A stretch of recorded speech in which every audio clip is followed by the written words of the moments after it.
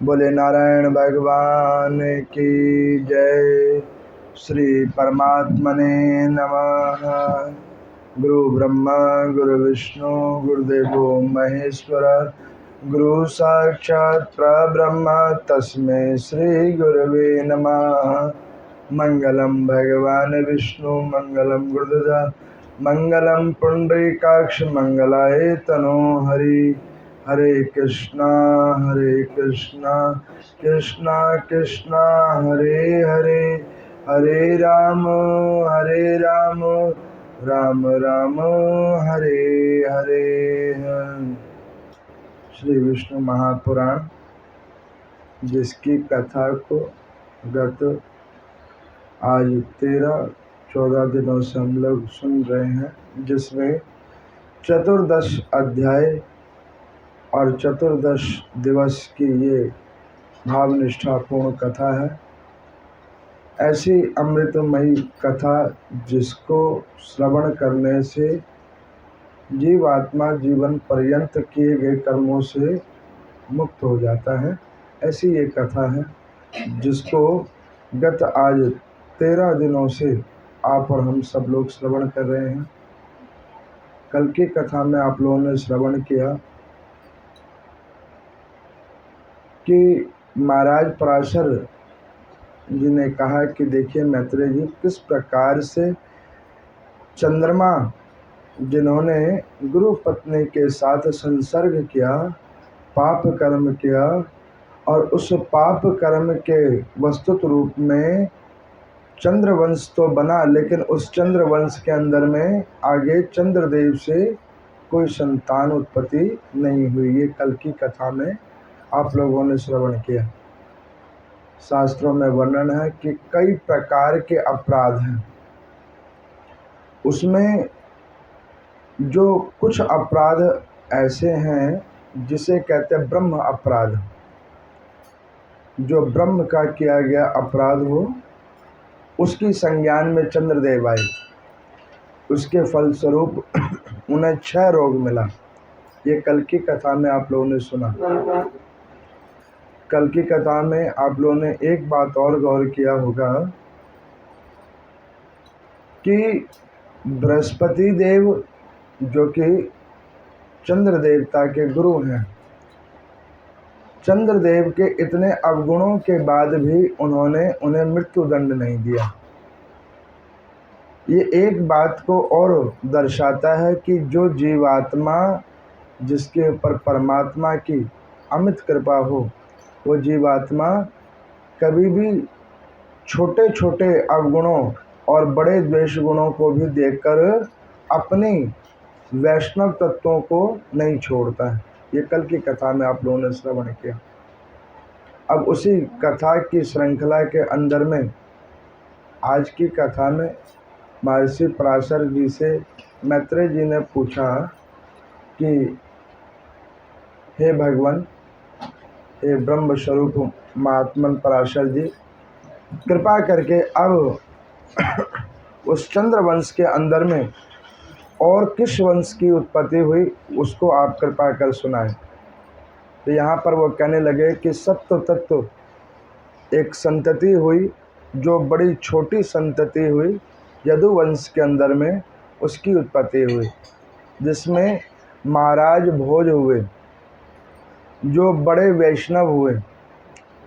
उनके वंश परंपरा के अंदर में और भी कई राजा हुए, जिसमें अनमित्र नाम वाले महाराज, जिनके सुमित्र नाम के पुत्र हुए, और उनके यहाँ पर निविघ्न नाम के पुत्र हुए, जिन्होंने अपने नारायणी पूजा से कई बार नारायण भगवान को प्रश्न किया। तो भगवान नारायण ने प्रश्न होकर उनको वरदान दिया कि भविष्य के अंदर में तुम्हारे कुल के अंदर में नाना प्रकार की मेरी कृपा बनती रहेगी। इस प्रकार से आशीर्वाद दिया। तो उन्हीं के उन निविघ्न महाराज जी के 2 पुत्र हुए, जिनका नाम प्रसेन और सत्राजित हुआ, जिसमें प्रसेन जो हैं वो छोटे हैं और सत्राजित बड़े हैं। उन सत्राजित महाराज जी की कौशलता और विवेक के कारण उनको ही निर्विघ्न जी ने अपना राज्यभार संभाल के दिया कि इसका शासन आप करें। पहले के समय में एक नियम होता था कि जो पुत्र ज्ञानी हो, कर्मनिष्ठ हो, केवल माता पिता राज्यभार उन्हीं को दिया करते थे कि भाई ये नीति पूर्ण रूप से चलाएगा। समय कल्प बीता, अब जो सबसे दुष्ट है वही सब चीज़ को चलाता है। नीतिवान उस क्षेत्र को छोड़ के चला जाता है। इसमें जो श्रेष्ठ जनों का सहभाग होता है, उस सहभाग के कारण उसके कुल की उस प्रकार से गति होती है। अब यहाँ पर में सत्राजित महाराज जब महाराज बने तो वो अपनी पूजा पाठ और देव निष्ठा से उन्होंने भगवान सूर्य नारायण को अपना मित्र बना लिया। इतने प्रतापी राजा थे महाराज सत्राजित कि उनकी पूजा को स्वीकार करने के लिए स्वयं सूर्य नारायण भगवान आते थे। तो बहुत कल्पों तक उन्होंने सूर्य नारायण भगवान की पूजन किया। तो एक दिन उन्होंने सत्राजित महाराज जी ने भगवान आदित्य जी को पूछा कि प्रभु, आपके तेज को कौन सुलभ रूप से देख सकता है? तो उन्होंने कहा कि जो कोई पूर्ण वैष्णव हो, जो नारायण में पूर्ण श्रद्धा रखता हो, केवल वही मेरा अद्भुत रूप का दर्शन कर सकता है। तो उन्होंने कहा कि भगवान मेरे ऊपर कोई आप ऐसी कृपा करें जिससे मैं आपके रूप दर्शन का अवलोकन कर पाऊँ और इस संतति में आपकी कृपा बनी रहे, ऐसा कुछ मेरे को वरदान दें। तो भगवान आदित्य उन सत्राजित महाराज जी से प्रश्न होकर उन्होंने अपने गले में पहनी हुई समयंतक मणि को उतारकर सत्राजित महाराज को दे दिया। अब उस मणि को देखकर सत्राजित महाराज ने पूछा कि हे भगवान, इस मणि की क्या महानता है? तो उन्होंने कहा कि देखो, इस मणि की बहु महानता है। जिस राज्य, जिस नगर में इस मणि की श्रद्धा भाव से पूजा अर्चना होगी, निष्ठा भाव से इसमें लोग श्रद्धा करेंगे, तो इस मणि से 8 भार सोना दैनिक निकलेगा।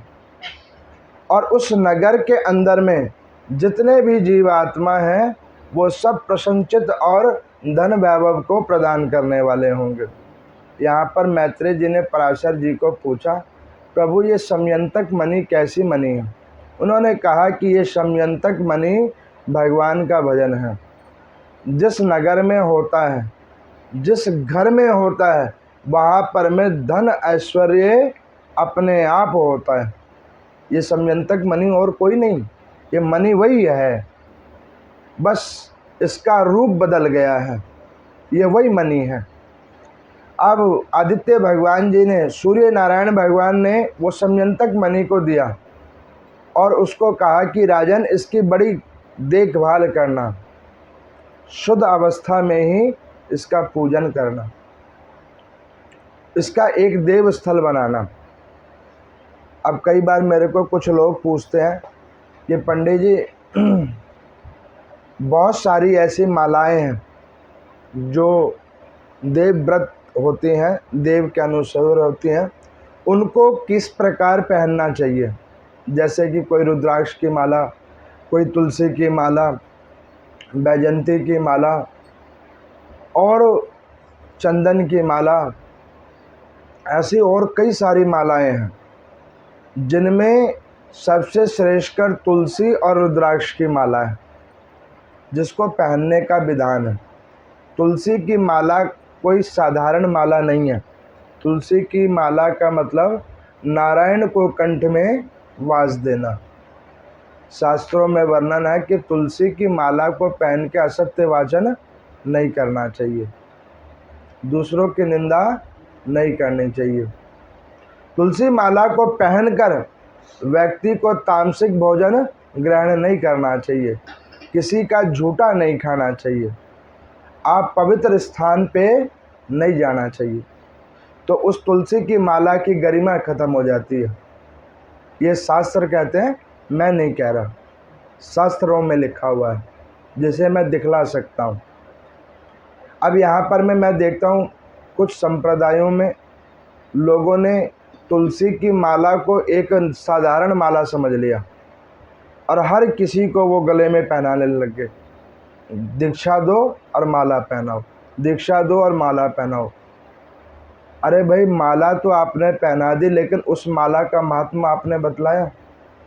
ये कोई साधारण माला थोड़ी ना है। अब मैंने आपको पीछे बोला था ना कि 128 प्रकार के दैनिक पाप कर्म हम करते हैं, उसमें एक पाप ये भी है जिसको हम लोग सोच रहे हैं कि ये ठीक कार्य हो रहा है, वस्तुत रूप में ये ठीक नहीं हो रहा है। तुलसी माला वो धारण करे जो पूर्ण वैष्णव हो जाए। गृहस्थ आश्रमी, अधिकांश गृहस्थ आश्रमी कभी वैष्णव नहीं हो सकते। आप देखते हो एकादशी में लिखा होता है स्मार्त और वैष्णव। अभी जन्माष्टमी आएगी, उसमें भी 2 प्रकार होता है, स्मार्त और वैष्णव। स्मार्त होते हैं गृहस्थी, जो गृहस्थ आश्रम के अंदर में है। इसका मतलब ये नहीं है कि जो गृहस्थी है वो नीच है और वैष्णव है वो ऊंच है। ये एक प्रकार है। वैष्णव वो होता है कि जिसने अपने आप को समर्पित कर दिया है परमात्मा के लिए, उसको घर परिवार से कोई लेना देना नहीं है, वो हम हैं नहीं। इसलिए के नियम अनुसार मैं देखता हूँ कई गुरुदेव भगवान भी बोलते हैं कथाओं में कि नहीं जी, पहन लेने में कोई दोष नहीं है। और आप देखो उनके जितने शिष्य ऐसे गुरुवाणी को मानकर पहन तो लेते हैं, लेकिन बाद में उनको जब दिक्कत होती है तो दिक्कतों का हल नहीं निकल रहा होता है। और हल क्या होता है कि कंठ में ही गलत चीज़ आपने धारण की हुई है। या तो पूर्ण वैष्णव बन जाओ, प्रभु को समर्पित हो जाओ, जब तो आप उसे पहनने के अधिकारी हो, अन्यथा नहीं। अभी आप इस कथा में सुनोगे। अब यहाँ पर महाराज ने उस मणि को लिया, भाव निष्ठा रूप से उस मणि के लिए एक मंदिर बनवाया और उस मंदिर को बनाकर वहाँ पर उस समयंतक मणि को रखा। निष्ठा भाव से उसकी पूजा हो और उस पूजा पे दैनिक रूप में 8 बार सोना निकले। महाराज सत्राजित का जो साम्राज्य था वो छोटा सा साम्राज्य था, लेकिन उससे बड़ा साम्राज्य था महाराज उग्रसेन जी का, जिसमें बहुसंख्या के लोग रहते थे। तो भगवान श्री कृष्ण जी को पता लगा कि सत्राजित जी के पास में समयंतक मणि है। तो भगवान श्री कृष्ण जी ने उग्रसेन महाराज जी की सभा में सत्राजित जी को कहा कि महात्मन, जो 8 बार सोना दैनिक रूप में आपके उस राज्य में निकल रहा है, अगर वो उस जगह पर पूर्ण रूप से सुरक्षित नहीं हो रहा तो आप उसे महाराज उग्रसेन जी को दे दें। भगवान ने सिर्फ इतना कहा कि वस्तु की मर्यादा होनी चाहिए, वस्तु का निरादर नहीं होना चाहिए। भगवान ने जो कुछ आपको दिया है, अगर आप उसको अच्छे से उनका सम्मान नहीं कर सकते तो उत्तम ये है कि उसको उसके हाथ में दे दो जो उसका यथोचित सम्मान करे। भगवान ने बस इतना कहा, लेकिन सत्राजित महाराज जी को ये लगा कि भगवान की उस मणि को लेने के प्रति लालसा जागृत है, जबकि भगवान ने ये भी कहा कि ये मणि मुझे मत दो, ये मणि आप महाराज उग्रसेन जी को दीजिए, क्योंकि उस समय के बड़े प्रतापी और सत्यवादी महाराज थे महाराज उग्रसेन। तो उन्होंने कहा कि ये इनको दे दो ताकि इनके राज्य में कोई भी भूखा नहीं रहेगा, सबके ऊपर हरि की कृपा बनेगी। अब वो सत्राजित महाराज अपने घर पे गए और उन्होंने अपनी पत्नी को कहा कि देवी, आज मेरे को सभा में भगवान श्री कृष्ण जी ने ये बातें कही, मुझे भगवान की नियति ठीक नहीं लग रही है और मुझे इसमें कुछ अलग विचारधारा समझ में आ रही है। तपस्या मैंने की और प्रभु कह रहे हैं कि ये समयंतक मणि महाराज उग्रसेन को दे दो। भगवान को मेरी उस तपस्या से जलन हो रही है।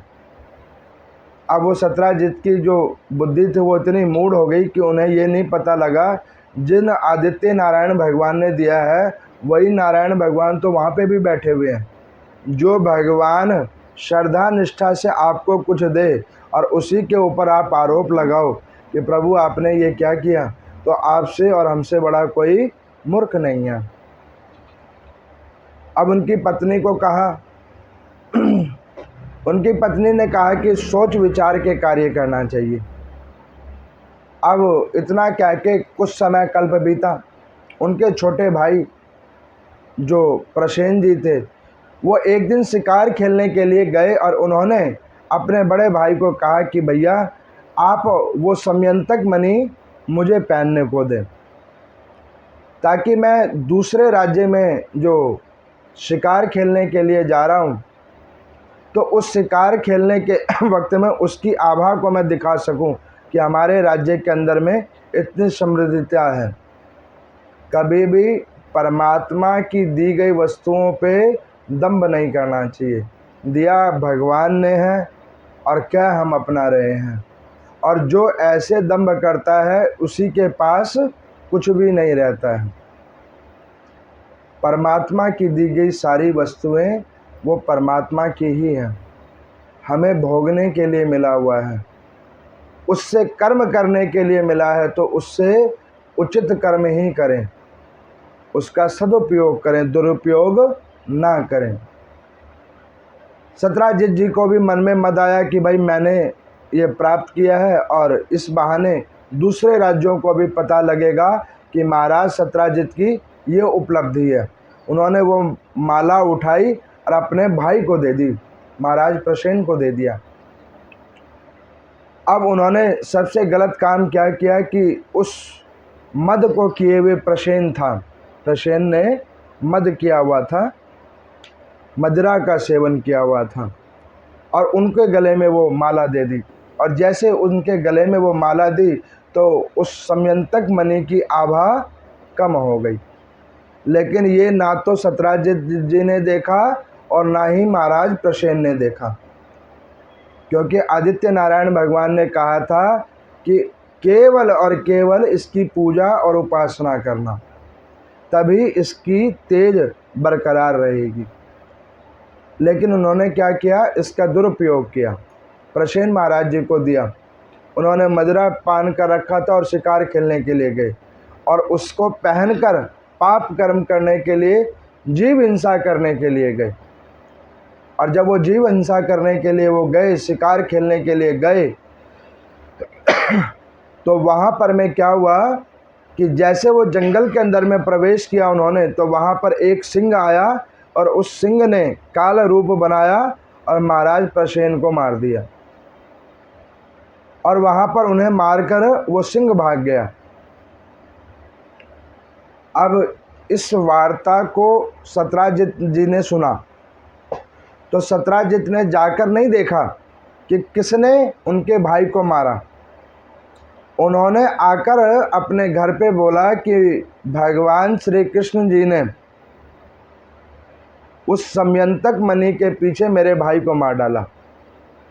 ये बात उन्होंने अपनी पत्नी को कहा और पत्नी से कहा कि ये बात किसी और को नहीं कहना, क्योंकि भगवान को डायरेक्ट वो कह नहीं सकते थे। तो उन्होंने अपनी पत्नी को कहा और कहा कि ये बात किसी और को मत कहना, भगवान ने ठीक नहीं किया हमारे साथ। अब उनकी पत्नी थी और नारी के अंदर में एक सबसे बड़ा अवगुण है कि उनके पेट में बात सब कुछ पच जाती है लेकिन बात नहीं पचती।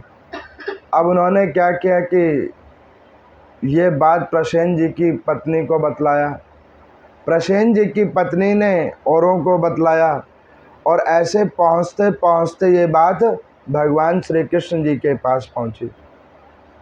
उनको पता लगा कि भाई मैंने तो कुछ किया नहीं और आरोप मेरे ऊपर आ गया, मैंने तो इसके कल्याण की बात की थी और ये आरोप, मिथ्या आरोप मेरे ऊपर आ गया। तो रुक्मणी जी ने पूछा कि भगवान ये मिथ्या आरोप आपके ऊपर कैसे आ गया? तो उन्होंने कहा कि देवी मैंने भादो चतुर्थी का चंद्र दर्शन किया था, कलंक चतुर्थी का चंद्र दर्शन किया था, उसी का ये फल है। अभी वो भी आने वाला है, भादो के महीने में आएगा, जन्माष्टमी के बाद, जिस पे गणपति जी की स्थापना होती है और गणपति पूजन होता है। शास्त्रों में विधान है, विष्णु पुराण की एक कथा है चतुर्थ अंश की, कि जो कोई भाव निष्ठा रूप से इस कथा को श्रवण करता है और अपनी गलती मानकर गणेश जी को नैवेद्य चढ़ा देता है तो उसे ये दोष नहीं लगता। आप देखो, जिस चीज़ को मना किया जाता है वही काम सबसे पहले होता है, और जो काम कहा जाए कि इसको कर लो तो वो काम ही आदमी भूल जाता है। अब उन्होंने क्या किया, इस प्रकार से भगवान को झूठा कलंक लगाया।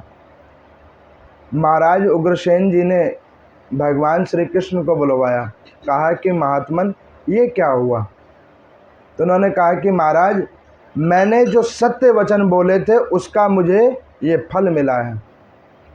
तो उन्होंने कहा कि महाराज अगर आप कहें तो सत्राजित को प्राण दंड दिया जाए।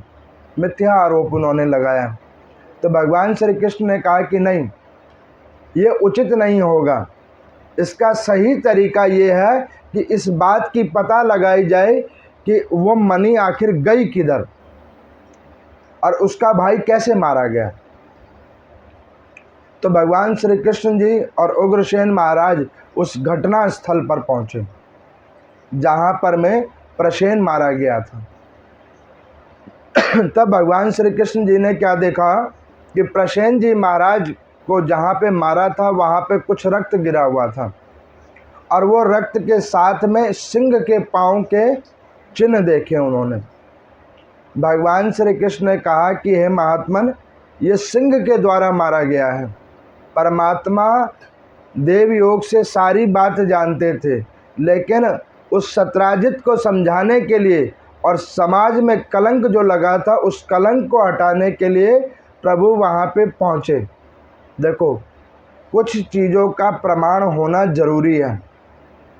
आपको मैं बतलाऊं, जैसे अभी ये मैं कथा आपको सुना रहा हूँ, इसका प्रमाण ये ग्रंथ है, इसका सामने होना जरूरी है।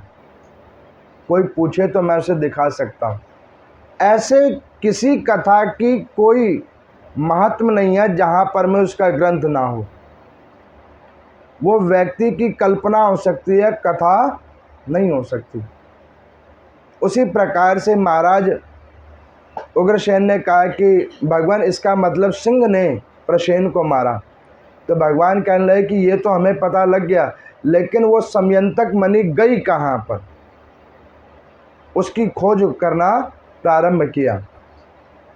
सत्राजित महाराज जी को बुलवाया गया कि देखो यहाँ पर में तुम्हारा भाई मारा गया सिंह के द्वारा।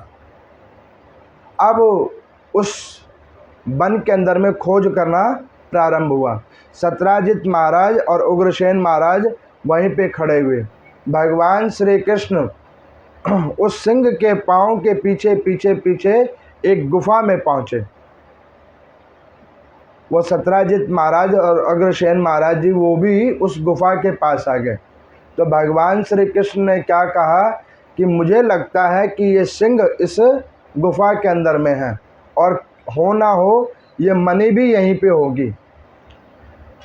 अब सत्राजित जी ने सुना, लेकिन वो वहाँ से थोड़े पीछे हट गए, क्योंकि मृत्यु का डर सबको लगता है, लेकिन किसी दूसरे को ऊपर में कलंक लगाना ये बड़ा सुलभ होता है।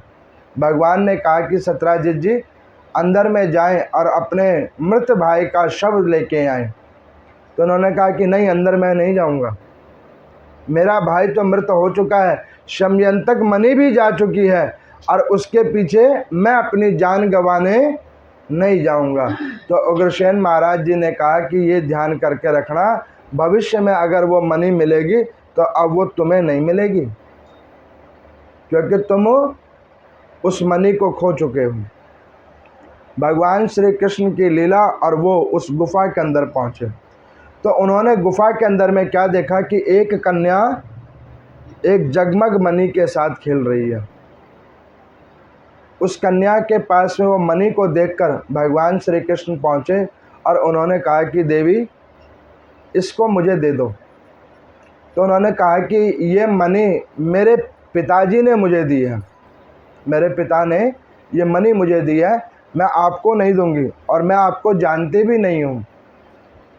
भगवान ने बार बार कहा, लेकिन वो जब नहीं मानी तो भगवान ने उनके हाथ से छीन लिया।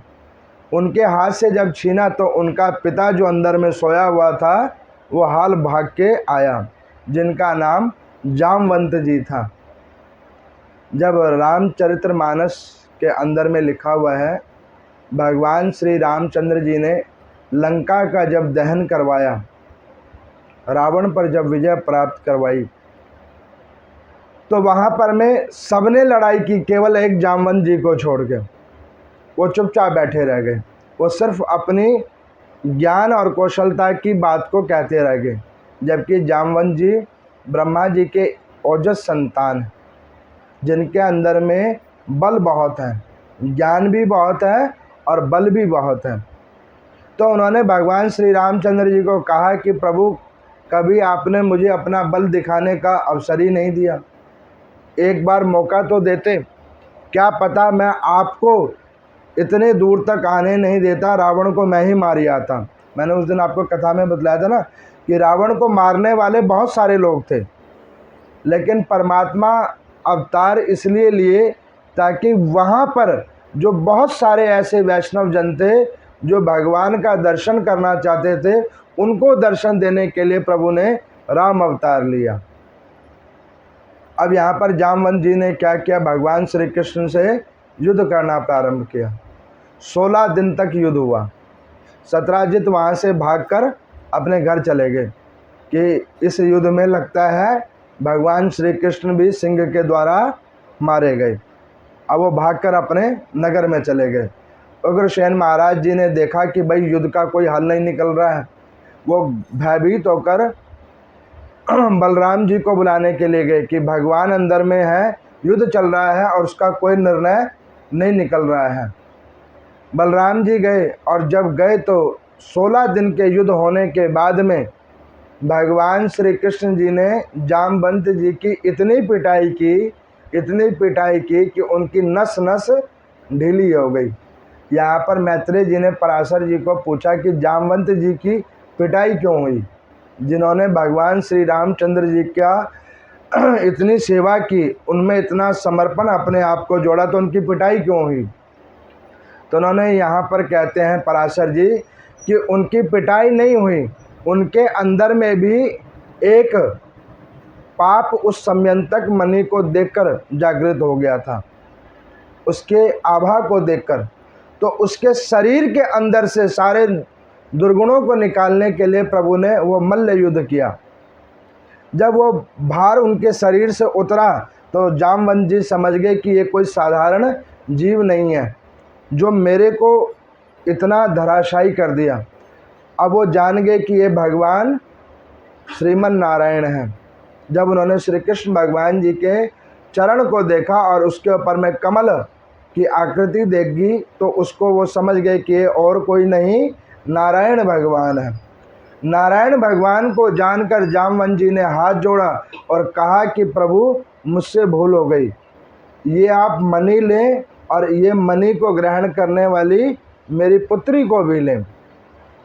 बड़ा निवेदन किया और उन्होंने अपनी वो पुत्री उन्हें प्रदान कर दी। तो वहाँ पर भगवान श्री कृष्ण जी का विवाह हुआ और जामवंती जी को वो लेकर आए। जब वो लेकर आए तो उन्होंने सबसे पहले महाराज सत्राजित को बुलवाया कि हे महात्मन, ये अपनी मणि को लो और इस राज्य के अंदर में घोषणा करो कि तुम्हारी मणि को मैंने नहीं ली और तुम्हारे भाई को भी मैंने नहीं मारा। समाज के अंदर में उनकी बड़ी निंदा हुई कि इन्होंने भगवान के ऊपर कलंक लगाया। उस निंदा से बचने के लिए उन्होंने क्या किया, अपनी सबसे सुंदर पुत्री सत्यभामा जी को भगवान श्री कृष्ण जी को समर्पित की। उन्होंने कहा कि प्रभु, जो मुझसे दोष हुआ उस दोष के फलस्वरूप मेरी पुत्री का आप पाणी ग्रहण संस्कार करें। यहाँ पर भगवान की एक और पटरानी बनी महारानी सत्यभामा जी। यहाँ पर मैत्रेय जी कहते हैं कि प्रभु फिर उस वंश में और क्या हुआ? तो उन्होंने कहा कि महाराज सत्राजित के एक पुत्र थे जिनका नाम था शत्रुघ्न।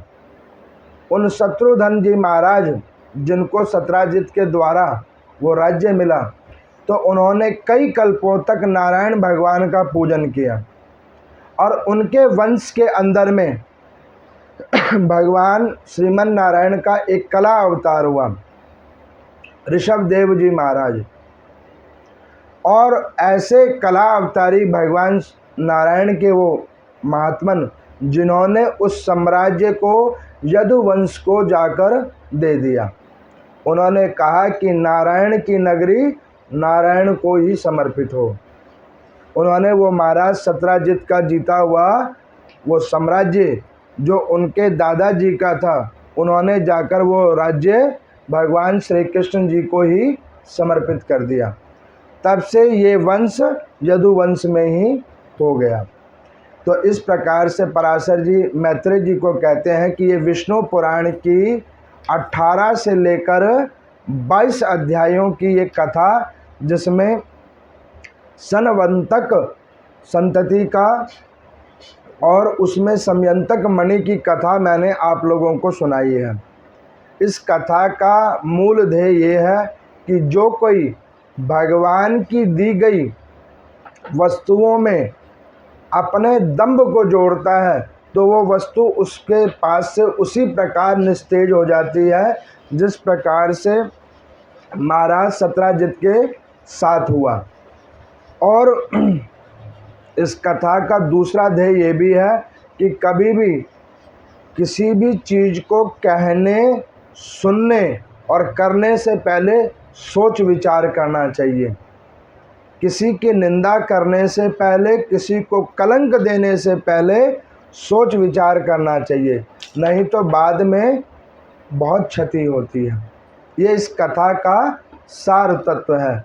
और अंतिम और लास्ट इस कथा का सार तत्व ये है कि जो भी कोई भादो सुदी चतुर्थी के चंद्र दर्शन को कर ले, वो इस कथा को केवल पढ़ अथवा श्रवण कर ले और भगवान गणपति को नैवेद्य आदि चढ़ा दे, तो उसके ऊपर से वो कलंक का दोष कटित हो जाता है। बोले नारायण भगवान की जय।